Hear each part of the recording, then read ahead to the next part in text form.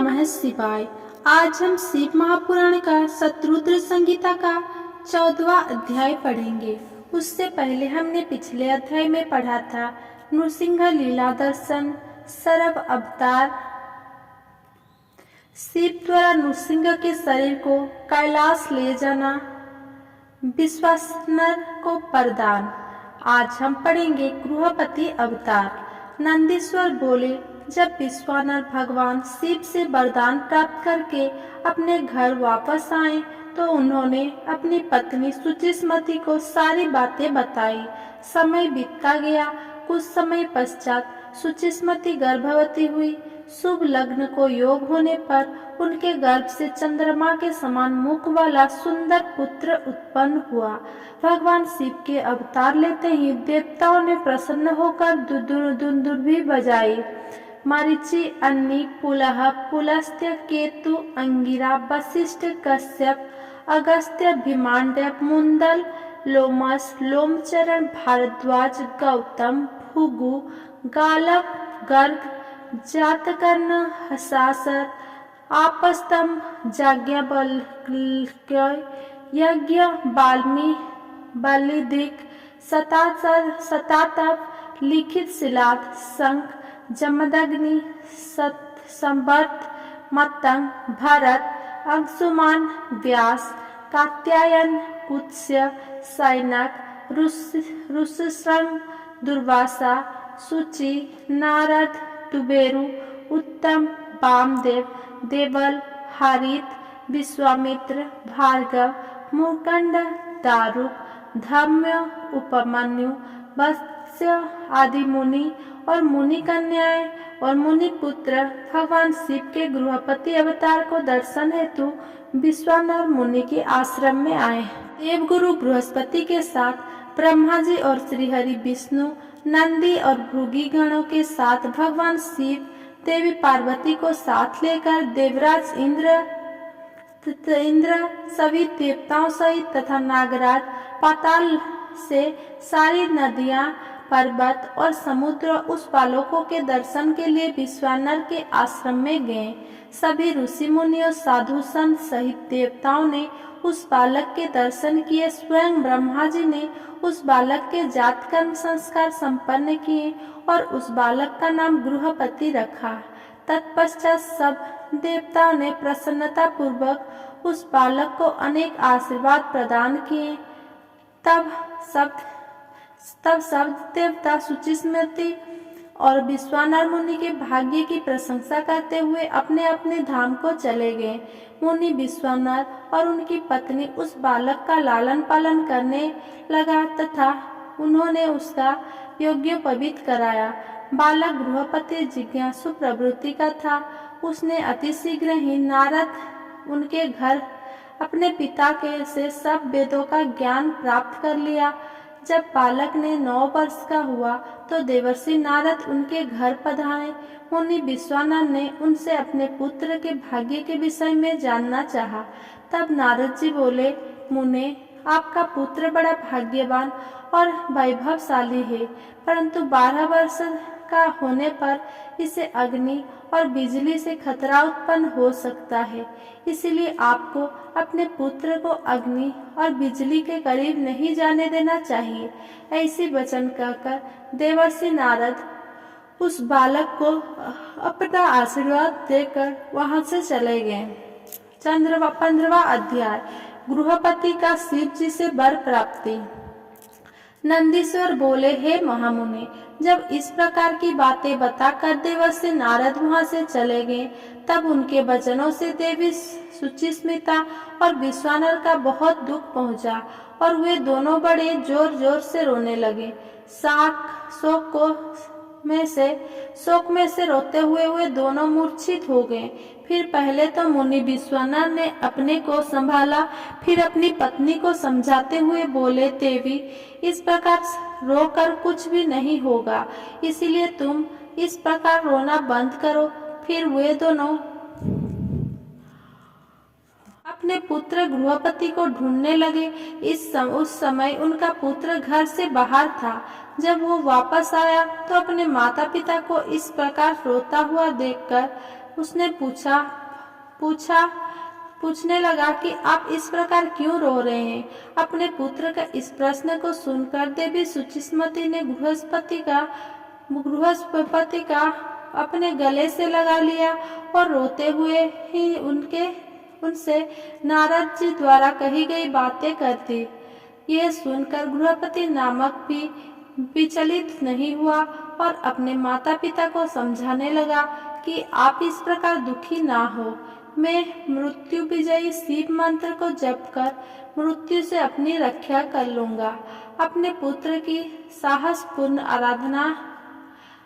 साहसपूर्ण बातें सुनकर माता पिता दोनों बहुत प्रसन्न हुए और बोले कि हे मृत्युंजय, भगवान शिव की आराधना करने से अवश्य ही सारे विघ्न दूर हो जाते हैं, अतः तुम उनकी शरण में जाओ, वे तुम्हारा कल्याण करेंगे। अपने माता पिता से आशीर्वाद लेकर बालक गृहपति काशी चला गया। वहाँ उसने स्नान करने के पश्चात शिवलिंग के दर्शन किए।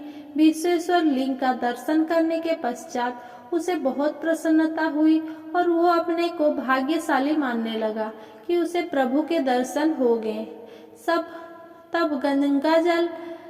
तब उसने वही एक शिवलिंग स्थापित किया।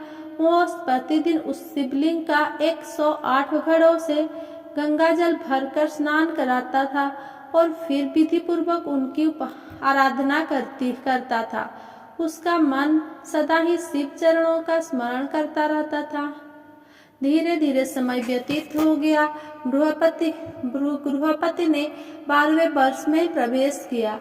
नारद जी की वाणी के सिद्ध करते हुए देवराज इंद्र गृहपति ने सामने प्रकट हुए। इंद्र ने कहा कि बालक मांगो, तुम्हें क्या वर चाहिए। तब इंद्र की बातें सुनकर गृहपति ने उन्हें नमस्कार किया और बोला, प्रभु, मैं आपसे नहीं भगवान शिव से वरदान मांगना चाहता हूँ।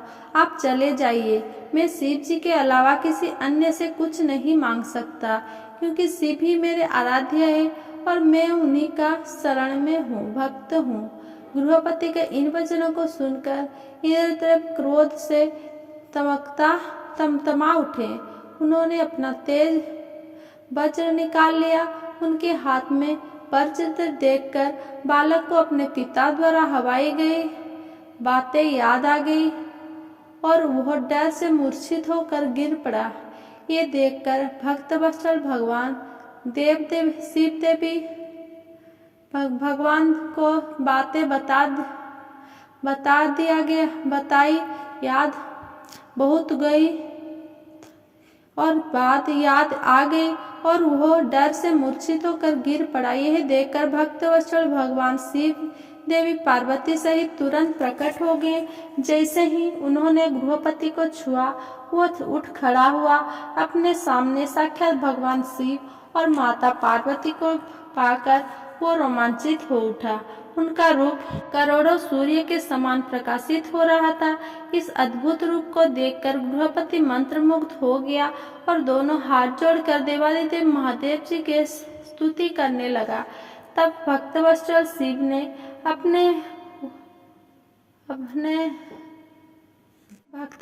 शिव ने हंसते हुए कहा, हे बालक, मैं तुम्हारी इस उत्तम तपस्या से बहुत प्रसन्न हूँ। मैं तुम्हारी परीक्षा ले रहा था। मैंने ही इंद्र को तुम्हारे पास भेजा था। तुम अपनी परीक्षा में सफल हुए हो। तुम्हें डरने की कोई आवश्यकता नहीं है। तुम्हें कोई नहीं मार सकता।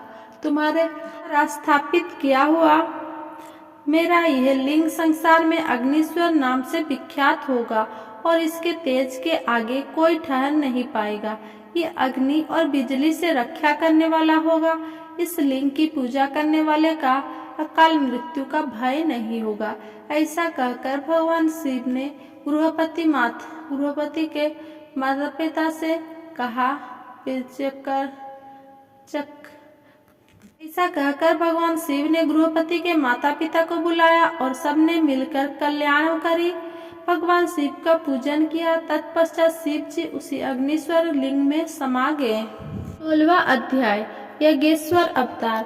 नंदीश्वर बोले, हे मुनीश्वर, अब मैं आपको भगवान शिव के यज्ञेश्वर अवतार के बारे में बताता हूँ। एक बार देवताओं और असुरों ने मिलकर सागर के गर्भ से छिपे अमूल्य रत्नों और धरोहर को निकालने के लिए क्षीर सागर का मंथन किया। मंथन करते समय सर्वप्रथम विष निकलने लगा और संसार उस विष की ज्वाला से भस्म होने लगा।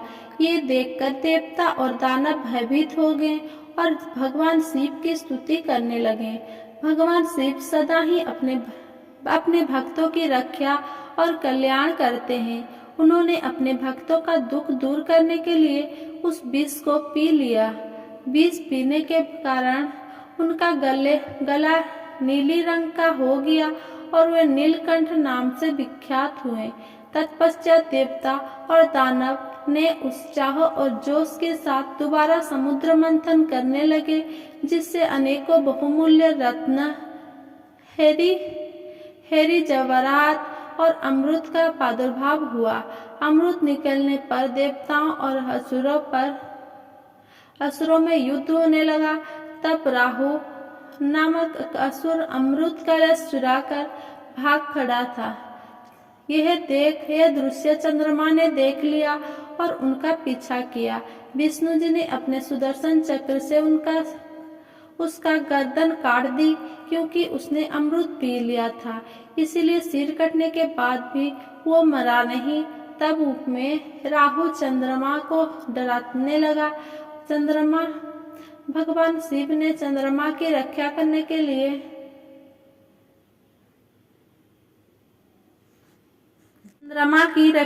के लिए उसे अपने सिर पर धारण कर लिया।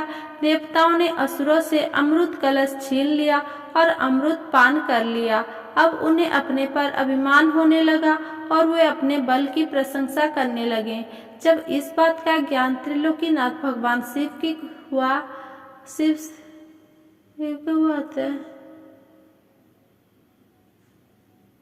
जब इस बात का ज्ञान त्रिलोकीनाथ भगवान शिव को हुआ कि देवता परमदांत हो गए हैं, तब उन्होंने देवताओं को होश में लाने के लिए अपने मन में निश्चय किया। भगवान शिव यज्ञ का रूप रखकर देवताओं के पास पहुँचे।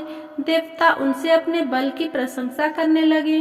देवताओं की गणपूर्ण बातों को सुनकर यज्ञ रूप धारण किए भगवान शिव बोले, हे देवताओं, तुम्हारा यह अभिमान और गर्व झूठा है।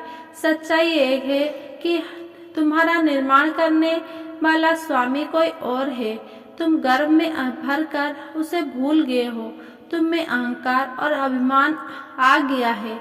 अभी मैं तुम्हारे बल की परीक्षा लेता हूँ।